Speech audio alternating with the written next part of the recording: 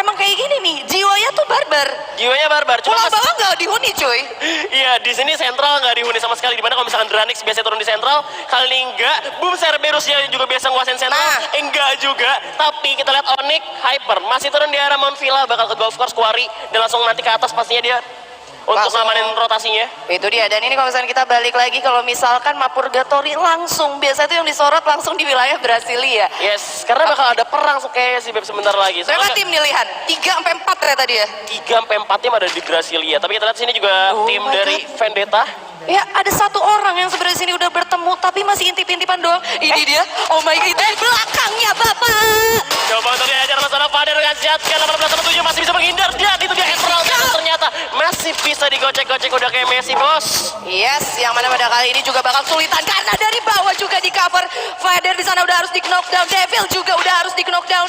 Aduh, orang beruntung Dranix Vendetta kali ini 2 orang berhasil dilematkan ternyata oleh pemain Returnal Thanos. Tapi kita lihat Absoh berhasil juga di knockdown dari kejauhan. Dan kita lihat masih belum bisa di follow up, masih menunggu bala bantuan juga karena di sini udah ada Revans ternyata yang udah menyelamatkannya. Betul, yang mana pada kali ini juga bakal kesulitan pastinya untuk dari tim Dranix ya. Yang mana karena pada di Brasilia ini itu di Seven Houses-nya ada. Terus di bawahnya juga ada dan posisi mereka di sini benar-benar tersandwich. Iya, dan sini Eternal Thanos memilih untuk back off dulu, mereka bakal manfaatin patahan juga. Ternyata ini ada boss ad hoc yang berada di atas di Brasilia rumah. Setuju ya? Betul. Yang mana kali ini juga udah bakal coba ngerapat ke arah bawah dan ini dari Dranix sendiri bakal kesulitan. Dan kalau misalkan Eternalnya masih coba stay, sebenarnya dia bisa steal poin eliminasi sih. Mereka masih mundur. Dan kita bakal lihat klasemen standing sementara kali ini. Dan gue bilang Dranix Vendetta masih 1000 poin, belum bisa kejar. Tapi kalau misalkan kali ini mereka melakukan kesalahan lagi, mereka bisa kepleset. Cuman sih kenapa tuh? Karena ini play in, cuma dia cuma butuh kayak 6 besar. Gue rasa sih poin ini udah cukup banget buat yang ngamanin masuk ke grand final besok. Betul, 800 ke 1100 ya, 300 sampai 400 kalau misalkan gua nggak salah. Kalau kalian punya kalkulator di rumah, kalian bisa hitung sendiri ya, perbedaan selisihnya berapa. Dan dari satu boya aja gua rasa dari Star 8 bisa nyusul. Bahkan kalau dari bot sendiri dengan poin eliminasi yang banyak juga bisa nyusul pastinya ke arah dari tim Dranix Vendetta. Dan ini dia masih coba intim-intiman aja karena Dranix juga tahu posisinya bakal terancam juga kalau dia main benar-benar kayak terlalu lepas ya pastinya. Berkomunikasi kita juga dari tim Dranix sudah sadar keberadaan dari tim Boss Esports atau ad hoc yang udah ada di rumah 7. Dan juga kita juga ada tim lainnya yang bakal datang ke arah Brasilia dan player of the match masih Dranix Fader ya dengan 11 poin eliminasi. Betul, dan kali ini juga kalau misalnya kita lihat temponya lebih lambat lagi pastinya. Kalau misalkan dari tim yang 11 ini, tim nomor 11 itu emang kayaknya tadi di Brasilia itu ada 4 tim ya. Iya, dan kalau misalkan kita lihat dari sini Dranix juga nggak mau terburu-buru, mereka lebih memilih untuk looting dulu. Tapi kita dapat setengah kali ke orang Onyx Hyper. Udah ada BS yang menjadi incaran tim Onyx kali ini di Quarry. Mereka udah turun, udah looting juga, tapi kita lihat Amek gak punya helm, gak punya vessel, berhasil dijatuhkan. Coba untuk follow up dulu, tapi Bagas langsung gak basa-basi. First blood didapatkan. Onyx kalau berhasil dikirim ke lobby dari Azhar, bahkan nembak dengan UMP-nya dan masih bisa melarikan diri dengan kaleng hitamnya. Dan Amek di saat yang sama langsung maju, terobos aja terus. Dan kita lihat bahkan maju aja tanpa bantuan dibalikin, terlalu pede kayaknya. Tersisa Bagas KW, Inces dan juga Azhar kali ini masih bisa di revive tentunya. Ya, yang mana pada kali ini Bang Iki juga udah di knockdown. Dan kita lihat tersisa Tayo sendiri, bocil aja kita menjadi one man show. Yang mana bakal coba tapping terus, Tayo bakal coba knockdown tapi masih belum berhasil knockdown, bakal langsung digrebek sama 4 orang sekaligus. Tapi dan kita lihat, itu dia. Udah, tumbang cuy, tumbang. Tapi lu lihat juga tadi ternyata Boom Cerberus juga berhasil ditumbangkan duluan sebelum Onyx. Ya, 10 tim 40 pemain ya, zonanya belum muncul. Lebih cepat, makanya kata gue tuh satu. Terobos ya? Terobos saya. Terobos aja. Iya, emang tim-tim, gue tuh dapat kata terobos tuh dari tim-tim Jonathan. Kenapa tuh? Iya, jadi tim-tim Jonathan tuh emang suka greget juga kalau misalkan lagi nontonin match Free Fire.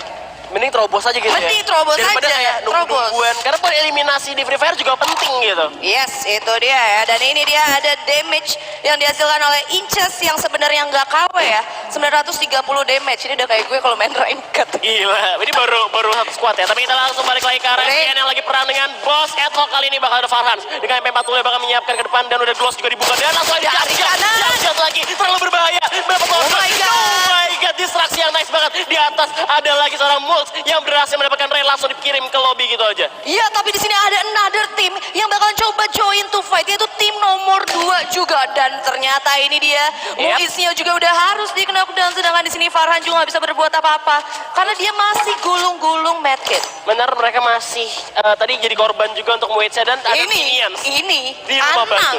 Anang ini. Oke, here we go. Kita bakal ketemu dengan seorang Anang di mana Farhans udah mulai sedikit-sedikit bakal nge-follow seorang Asmi. Tapi udah ada Louvre juga bakal datang ke fight kali ini. Bakal dikepecah tim boss langsung memanfaatkan tim minions yang bakal di-JP. Tapi ini bisa dijadikan magnet untuk minions karena kita lihat udah ada ABG yang udah kena lockdown. Dan Halcyon bersama teman-temannya bakal masuk komit ke arah rumah batu di mana boss memilih untuk off turun ke bawah. Ya, itu dia mana kali ini bakal terjadi perperangan antara Louvre dan juga dari minion yang mana Black bakal coba maju sendirian menggunakan shotgun double barrel yang kalau misalnya kita lihat. Dan di sisi lain juga ada Halcyon yang bakal coba nge-cover ke teman-temannya dan ternyata that's it.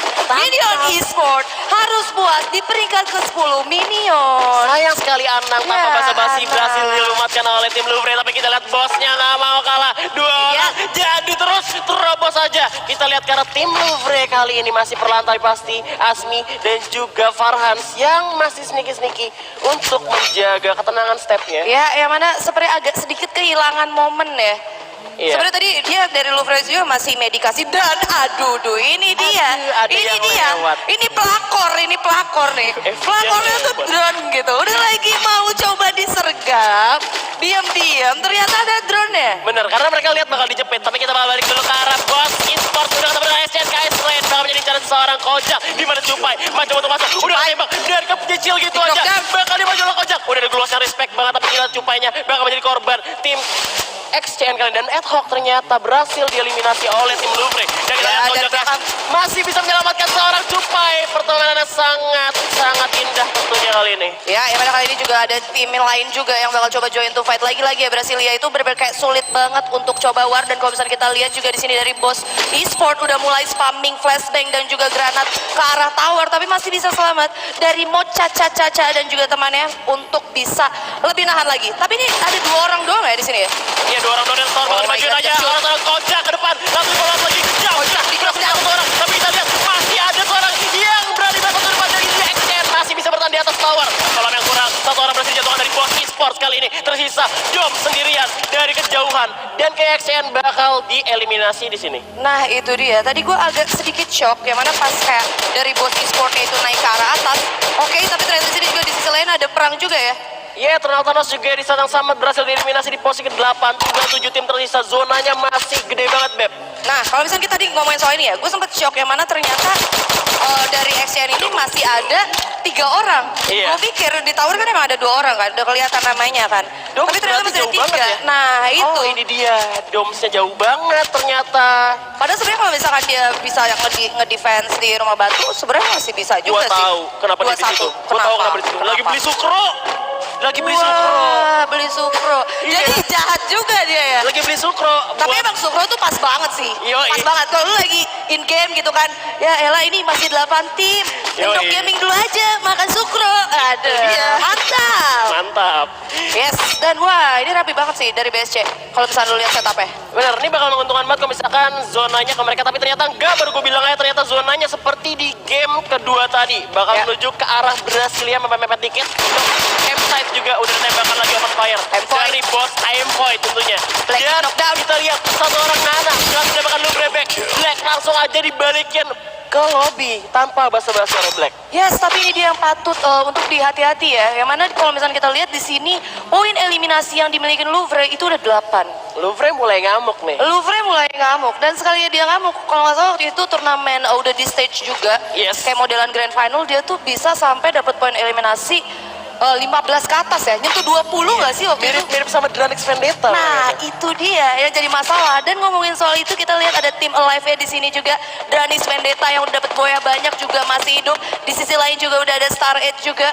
Benar, tapi kita lihat sini Star 8 yang habis saya Buya harus kehilangan 2 teman yang masih bertahan. 2 orang lagi di sini masih ada Hayabusa dengan SM8 nya. Bakal coba nembak ke depan tim Dranix yang mendapat advantage high ground. High ground. Yes, itu dia. Yang mana kali ini juga kalau misalnya kita lihat rapi banget dari Dranixnya. Moharto juga udah mulai ke kiri, terus Jodipan juga holding position.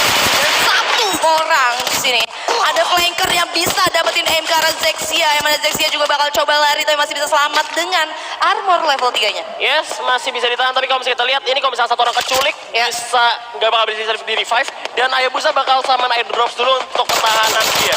Tapi di kiri juga tembakan 100 HP terlisa, masih coba untuk bertahan dan langsung saya Knockdown. terjatuhkan jauh dari Zixia. Ini yang gue bilang. Padahal sayang banget, tadi kalau misalnya gue lihat sendiri dari pemain Starlight Esports, dia udah dapet info zone buat baca zona. Makanya di sini Zixia-nya harus kayak udah lu cabut aja. Hayabusa bilang gue udah gak bisa ditolong, lu cabut. Pas gue lagi ke knockdown, lu bisa ada space buat pindah tempat. Direlakan ya untuk bisa masuk at least setidaknya ke 5 besar, mengingat juga kalau misalnya kita lihat tadi di klasemen dari Starlight Esports juga masih ada di peringkat 2 dan juga gap poinnya 800. udah semakin tipis juga ke Tadi. arah Dranix Vendetta. Bener, mereka tadi 800-an, tapi kita lihat di sini BS-nya udah menguasai Brasilia. Kalau misalnya kita lihat udah bagi tugas 2-2, tapi udah kelihatan juga Jauh, sama cuy, Dranix Vendetta.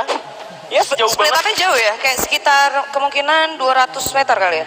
Mungkin. 200, 150-an. Cuma banyak building sih, jadi Ya. kayak it's okay karena masih bisa ada rumah sebagai pertahanan.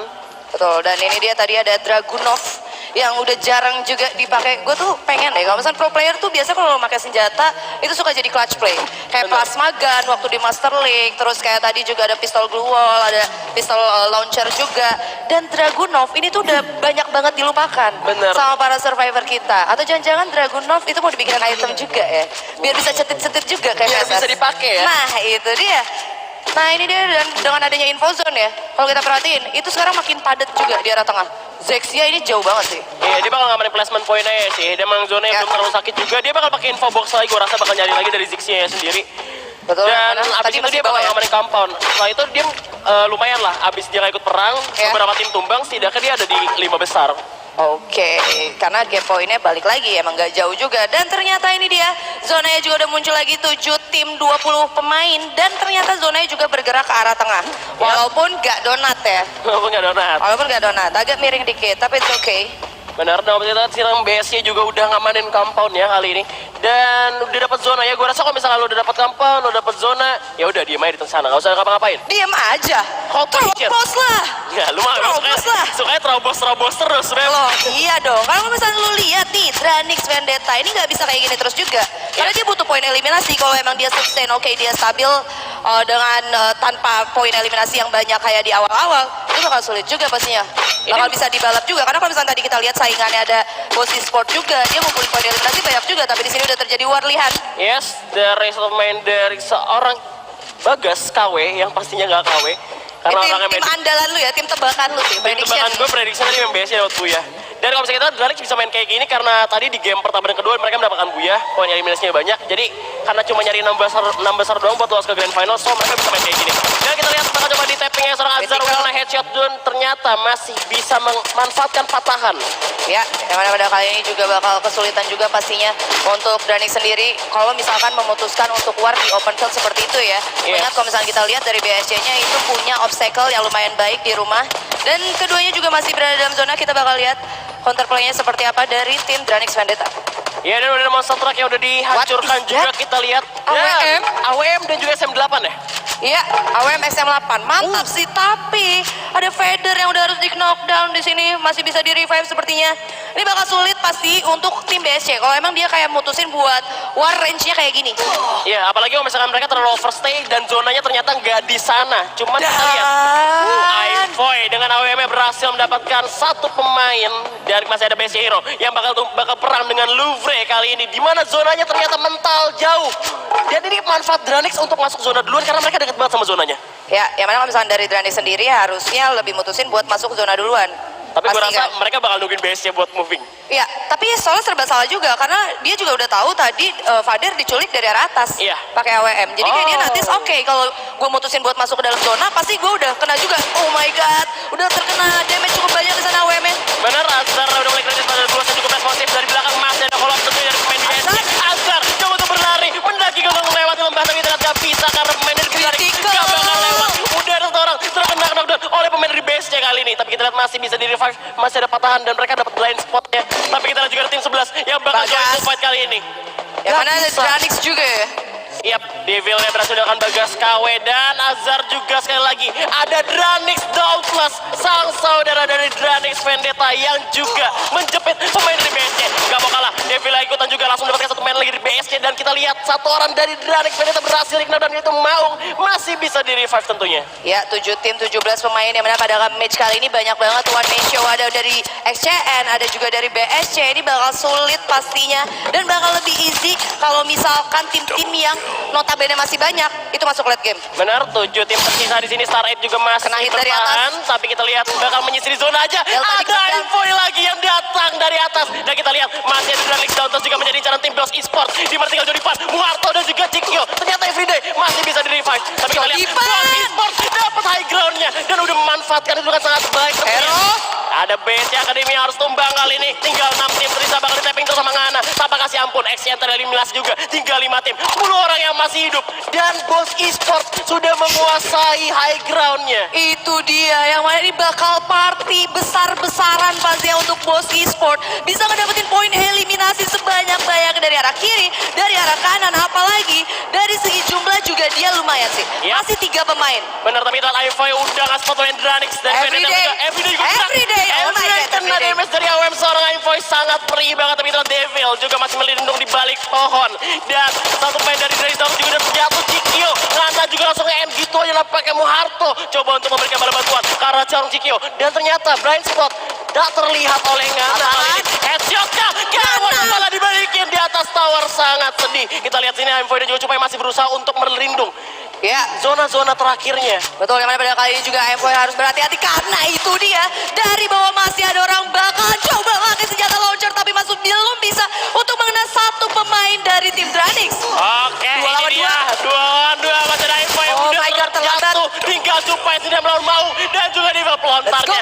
Udah ditembak ke arah Cupai. Dapat high ground tapi Cupai bakal menjadi incaran. Hujan peluru karena Cupai masih bisa bertahan. Ya. Masih bisa pelan-pelan. Tukeran Devil bakal naik dan bakal buy one sama seorang Cupai. Satu orang di atas coba untuk overlap. Everyday masih juga bertahan. Masih Yes. ada 3 tim sampai saat ini. Ya, yang mana pada kali ini juga 3 tim, 4 pemain, 2 orang di sini one man show. Ini bakal sulit banget, kita udah nggak bisa lihat soalnya di mana. Tapi ternyata Cupai bagus banget aimnya, berhasil mendapatkan 1 pemain dari tim Dranix Vendetta. Hati-hati Cupai, di depannya masih ada